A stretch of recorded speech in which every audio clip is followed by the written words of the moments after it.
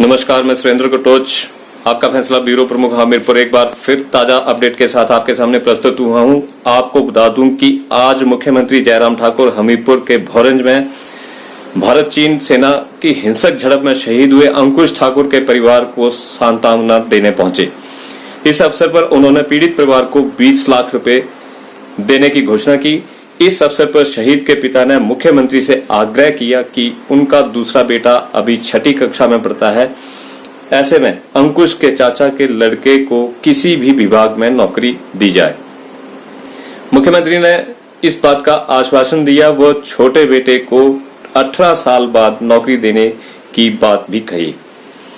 मुख्यमंत्री ने इस अवसर पर कड़ौता पीएचसी का दर्जा बढ़ाने, कड़ौता प्राइमरी स्कूल का नाम शहीद अंकुश ठाकुर के नाम करने की घोषणा भी की।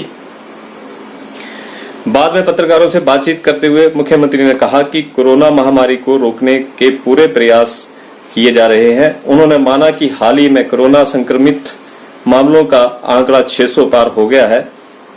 उन्होंने कहा कि ये आंकड़ा बाहरी प्रदेशों से घर वापस आने वालों के कारण बढ़ा है, जिस पर सरकार पूरा ध्यान रख रही है, पूरा काम कर रही है और इसे सही ढंग से ले रही है। नौजवान हमारा अंकुश जो है वो देश के लिए लड़ते लड़ते शहीद हुआ है।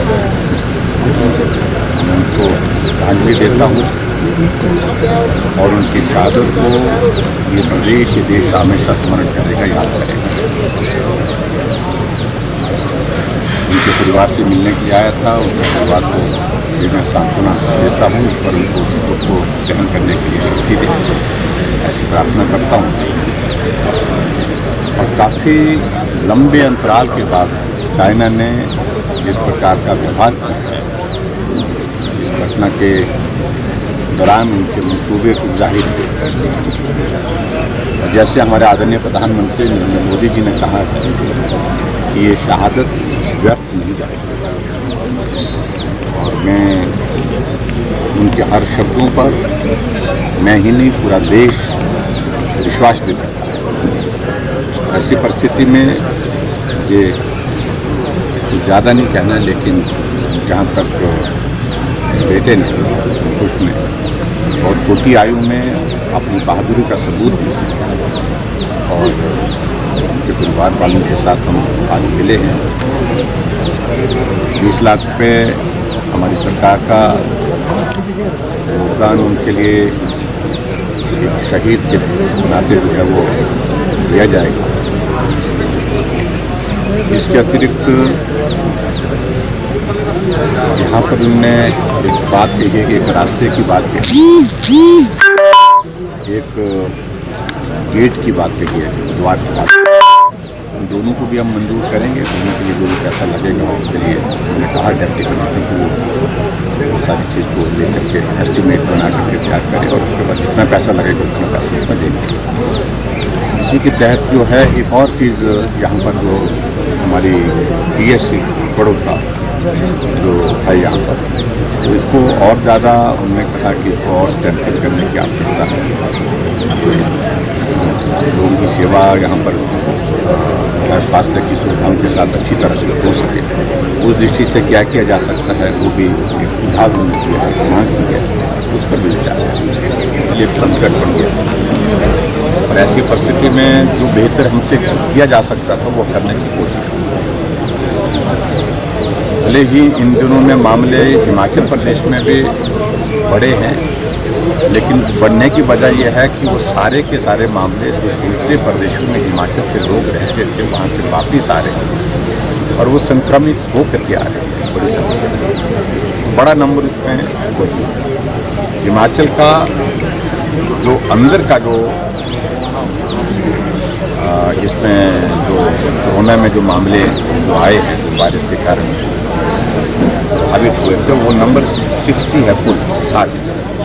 लेकिन अब 600 के पार आंकड़ा हो गया। 600 के पार आंकड़ा होने के बाद हिमाचल के ही हमारे बच्चे, हमारे नौजवान साथी, हमारे बुजुर्ग जो है दूसरे प्रदेशों में संकट में फंसे हुए थे और ऐसी परिस्थिति में उस संकट से उनको निकालना बहुत ज़रूरी था।